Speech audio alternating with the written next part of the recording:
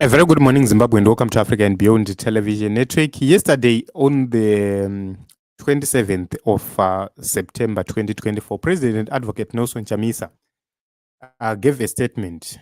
And, this is symbolic because something very important is being carried in this message.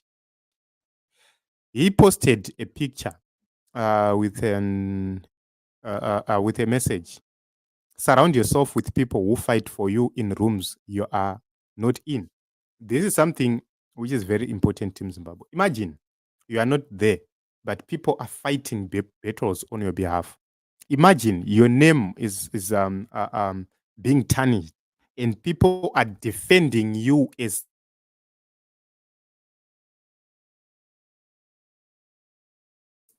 if they are you. Imagine a situation where you don't a point where people say, simply because they defend you with whatever they have.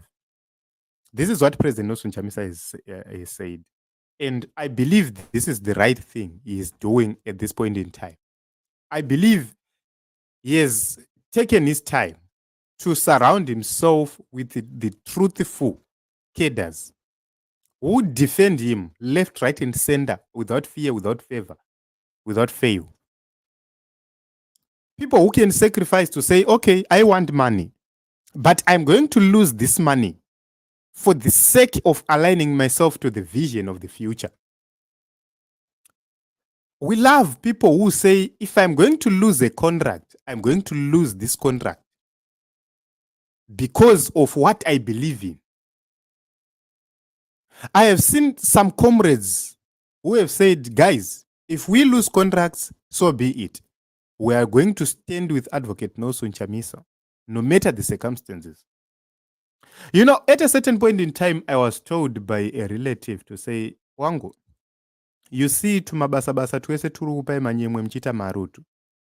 You have to understand kuti vanhu vari kupai ma-contracts iwayo vari connected kumusangano, saka ukamira nemukomana you lose those contracts. I said to myself, if it means that I have to lose these contracts and I struggle in life, so be it.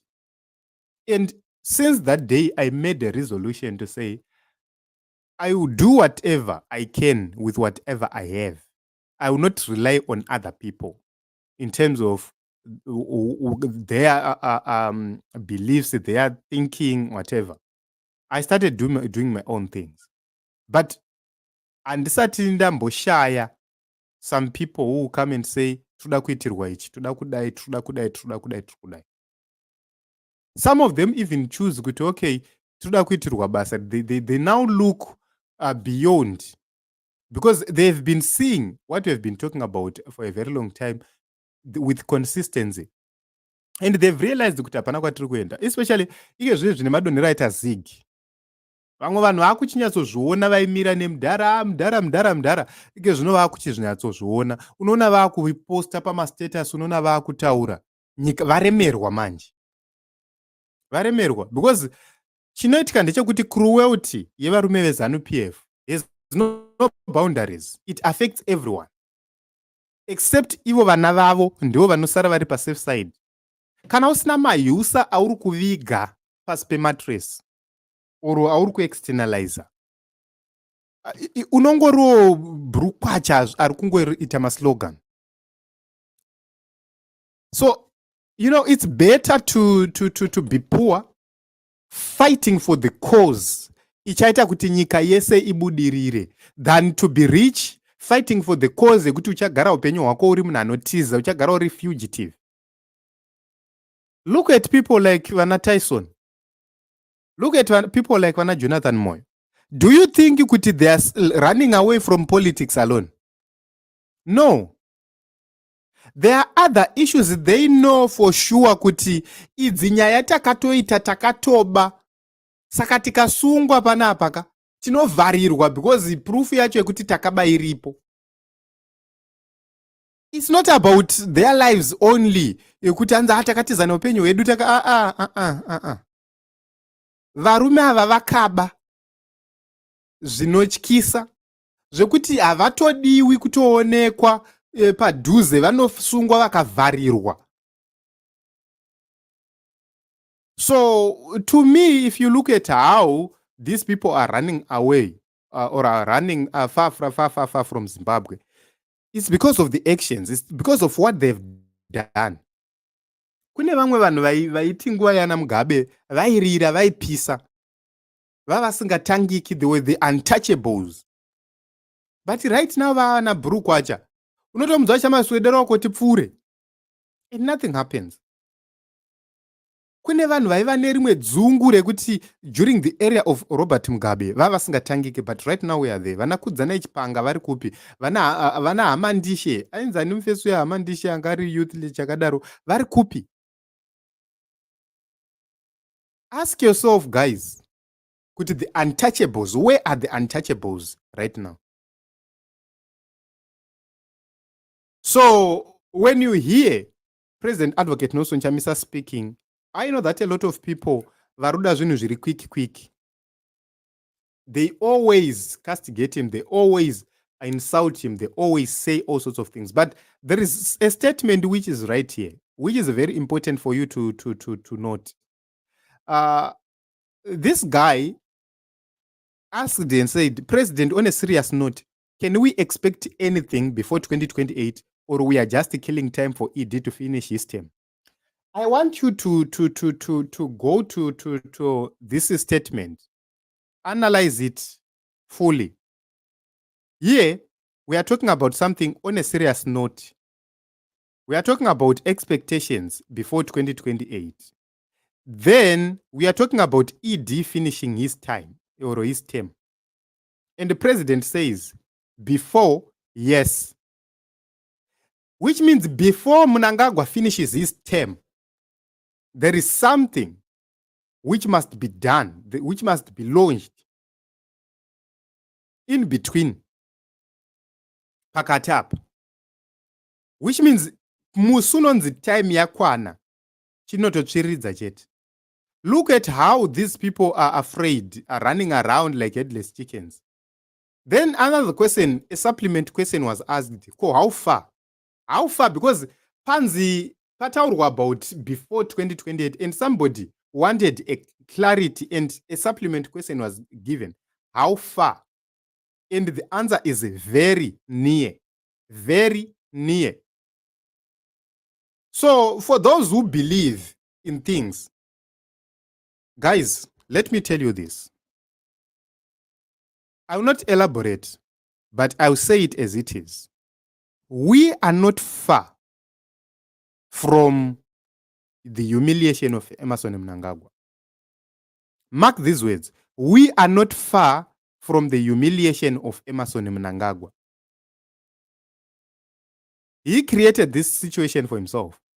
And he is going to face the consequences. He's going to face the consequences of his actions. Iye pachake, he will face the consequences of his actions. Hatisikure. Because president unozwa kuti vakachenjera. When I realized kuti muchinda uyu ane wisdom, pane zvimwe zvinhu zvine zvakavanzika zvichiitika, but as time goes on, you then realize kuti munomboziva here kuti why pasina kuendwa kukoti.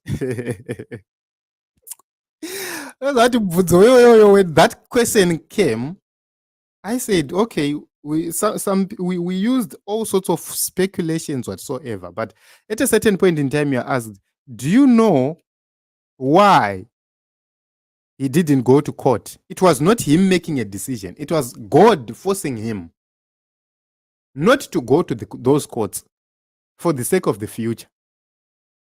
Imagine a situation where a decision has been made already, even by an incompetent court.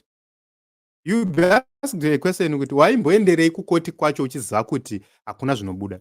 But imagine a situation where you didn't go to the courts because the man who is presiding over those courts is not supposed to be there constitutionally. Malaba is not constitutionally the Chief Justice of Zimbabwe, which means his inauguration of Emmerson Mnangagwa is invalidated. Is invalid. which means pane zvichafana kutosukika pakati apa kuitira kuti zvizogadzirisa zvimwe zvinhu. Some of the processes will need to be recorrected. And zvinhu zvacho zviri kuzvigadzira zvega as each day passes. Takambozvitaura about Zig tikati varume ava vamuri kuona vaiunganidza vanhu pamasowe ava vachiimba zigi zigi ava. Takazvitaura tikati they have invoked the wrath of God. Where is Zig right now? Nezuro chaiko chaiko it was devalued. Guys, how do you devalue a currency by 50%? Almost 50%. How? Currency aurukuti is backed by gold. Then all of a sudden you simply devalue it and say, no, tazvibvuma. Ma-retailers achitaura vana George vaita pamuromo. Vachituka ma-retailers. But all of a sudden they've devalued the currency. Value has been lost, savings have been lost. Once again, tadzokera panyaya iya yekurasikirwa nema-savings. Inini ndinosapota vachamisa. Handirwadziwe because we have been in pain for a very long time. Tarasikirwa, inini personally, ndakarasikirwa. I was saving money. Ndichiti ndotanga project kumusha, I was working and ndichiseva mari. Uchirarama upenyu hwekutamburira usingatenge hembe usingaite sei. Ndokubva yarohwa yese pataka transition from the US dollars to RTGS. Yakarohwa yese. Unozati chimirira chishingira chiti hazvinonaka inodzika rate tichisimbisana. Kusvika watozoona kuti ndatonyura. Zvangu wakaronga zvadhakwa. My dreams were shattered by this government. Right.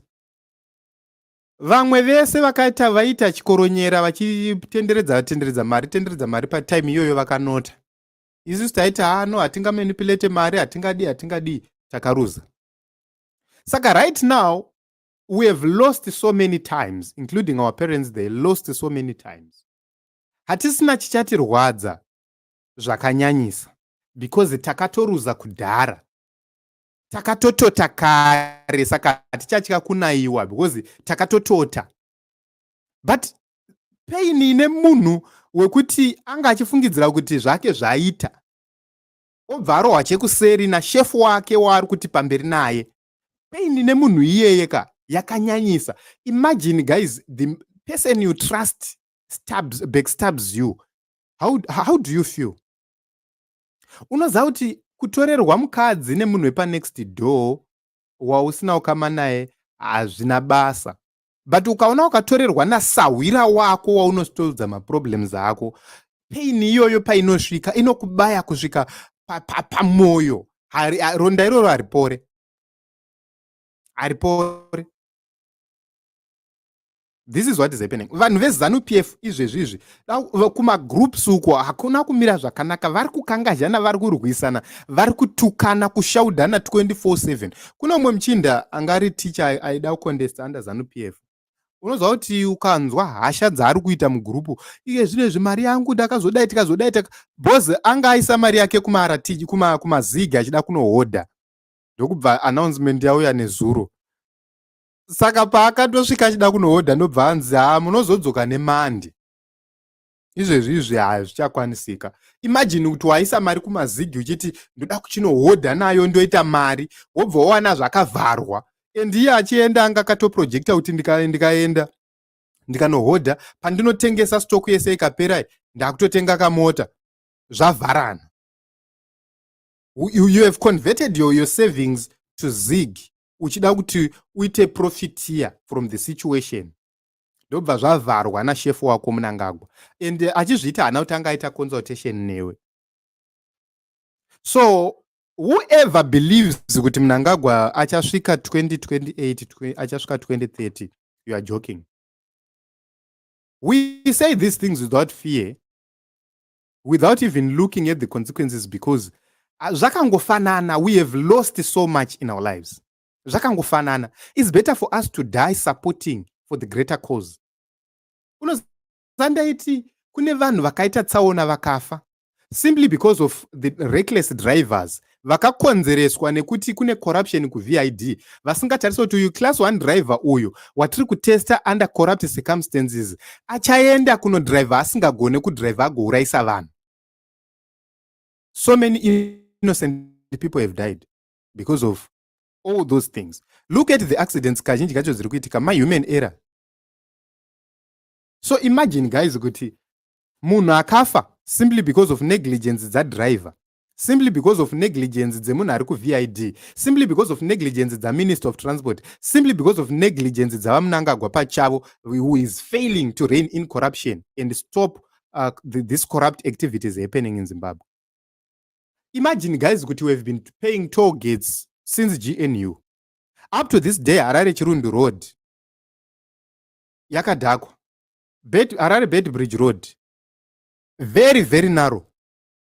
All these roads nemari dzese dzatiri kubhadhara pamatoll gates. Imagine guys, mari iyoyo iri kumboenda kupi? We are paying something specifically. Toll gate, we are paying specifically towards the improvement of the roads, but the roads are not being improved. What is being improved then? Because hamungatiudze kuti hanzi kune kambani yakazouya ikavaka matoll gates saka ndio iri kutora mari. Imi kuvaka toll gate kunomboda mari chaizvo chaizvo. Toll gate rekuti munotora masoja, hatina hondo muZimbabwe, munotora masoja vovaka toll gate. Chii chinoshamisira chinodiwa patoll gate chekuti hanzi panganzi chii chinoshamisira chekunzi hanzi imi mungatodza kuti patoll gate makatozonwa hire a certain company kuti iuye ivake. Right now, if you go in the city of Harare, if you go in the city of Bulawayo and other cities, kune ma-third party companies vari kucollecta ma-parking fees vachitoita profit out of it, but ma-portals haasi kuvharwa. City council yeBulawayo, city council yeHarare vari kutadza kuzviemployera vanhu nekuzvicollectira ma-parking fees vega. Why? Guys, zvinhu zvekuti you can implement ma-systems iwayo and enforce kanzuru isina kana a third party. Izvezvi ndikanzi huya pakanzo tingokupa department reparking chete, ini ndichishandisa chitupa changu chegrade 7, I can go and collect parking fees muHarare for the council without any problem, ndichingotambira a normal salary. But zvakatopirwa a third party company contract yekuti zviitwe because pane vari kufanira kuita mari. If you go to Gweru unonzwa kuti kuna ana uyu anonzi anuya vana Kore nanani vari mudhiri racho. Woenda kuBulawayo kune vari mudhiri, kuGweru kune vari mudhiri, kuMasvingo. They are parceling each other ma-portions ekudya nawo. This is what they are doing. And we ask questions, chavamboita chakakosha chii kunze kwekungotenga ma-pause machine? Kungotenga ma-pause machine chete wotodistributa parodi wototatopinza vanhu basa. Do you think kuti kanzuru inotadza vanhu ikataura kuti we are advertising for ma-park marshals, vanhu vanotadza kumhanya kuenda? Munoziva kuti kuita park marshal hakudi training yekuti hanzi iri complicated kana kuti chii. Munhu anofanira kungoziva kubata mari, kuverenga mari, kupa change nechichi nekuklemba, zvatopera. Zvinhu zviri kufanira kunge zvichitwa nekanzo but zviri kuitwa nema-third parties. Instead yekuti munhu paaklemberwa ipapo anopiwa an option to pay a fine, vari kutiudza zvana towing, zvana chi zvese zvinozoiswa mukati zvese zviya zviya. Do you know kuti some of these things are exorbitant, unreasonably exorbitant? Unoziva zvaifanira kuva easy kuti ndikaklemberwa motikari yangu pandaifanira kubhadhara $1, I then pay a fine ye$5. To avoid corruption, you simply install my cameras and you simply install my digital locks pamaclamp. Kuti if I lock that ningi, for me to unlock it, it must be unlocked digitally, which means inobva yatorecorda kuti something has happened. Hasisi zvinhu zvinodhura, that investment haidhure. And also unoziva kuti sometimes enforcing these things hazvitombode clamping, zvinongoda kuva ne-a link between the city council nezinara. Kana motikari ikapara mhosva, iri kunobatirwa paanoenda kunoteerera paya, ndopobatirwa. You simply put a law. Uyu munhu akatadza kukomplya so tinototora motikari, then we sell that car,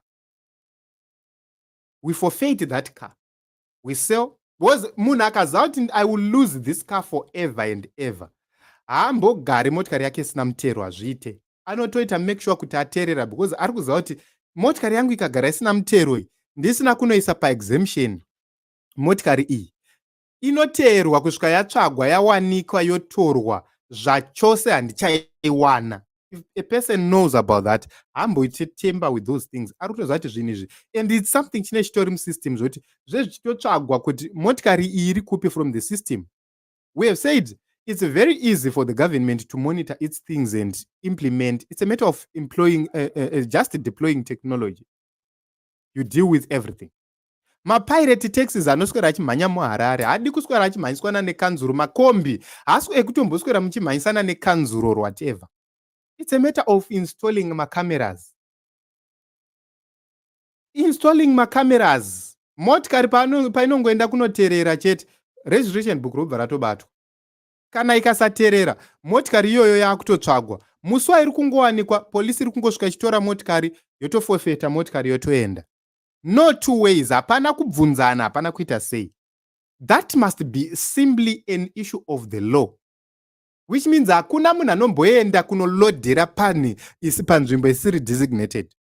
But because of corruption, vanozvirega zvakadaro. But these are things which can be solved simply by employing munhu akaita segrade 7 certificate yake.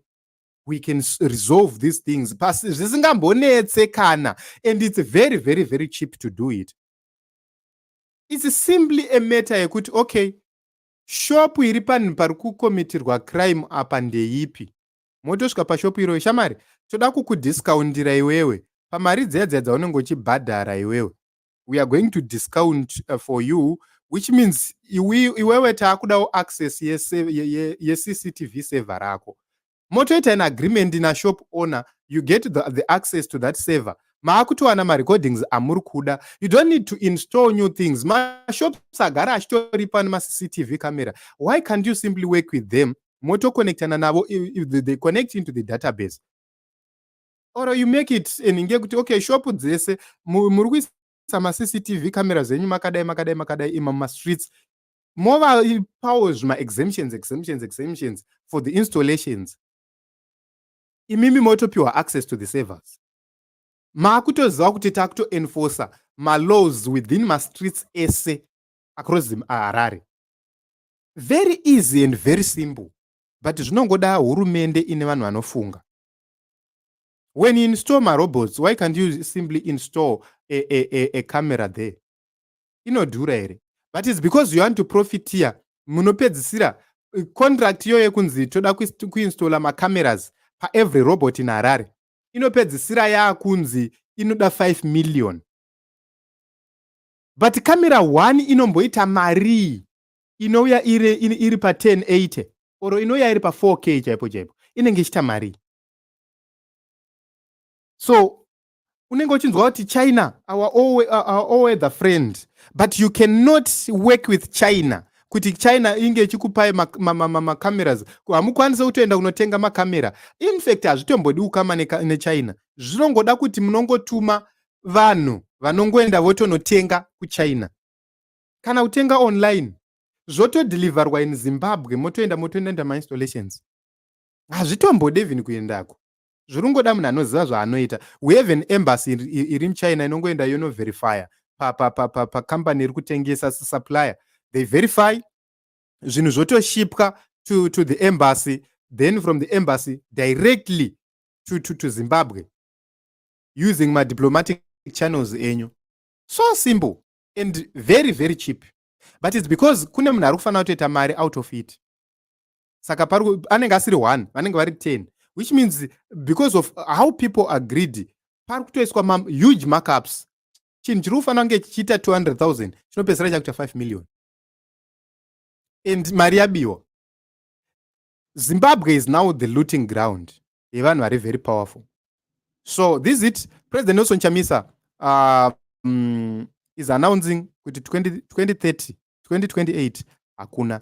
Something is going to happen. ED is not going to finish his term because ari paterm yacho zviri illegal. So no matter the circumstances, nyengwe vakativhundudzira zvakaita sei ndochokwadi. Kutisunga hazvichinje chokwadi. Makavharira vana job seeker, what changed? Ike zvino makavharira vana Ngarivhume. Ziga risina value. Ndochona kuti vese vamuri kusunga nekuvharira havasiro problem. Problem ndimi muri kusara panze imi. Ndochokwadi. Problem iri kuoffice kwava Mnangagwa zvichidzika kutekeshera kusvika pakabenzi kekupedzisira kekuZANU-PF. This is what is happening. We'll continue to watch and see what is happening in the nation Zimbabwe. Thank you very much, everybody, for coming. JB, and stop giving people false hope. JB, we are not forcing anybody. We are not giving anybody false hope. We are doing this because we know that change is coming. It's not a matter of we don't have other things to do. Change is coming to the nation of Zimbabwe. Whether you like it, whether you don't like it, change is coming.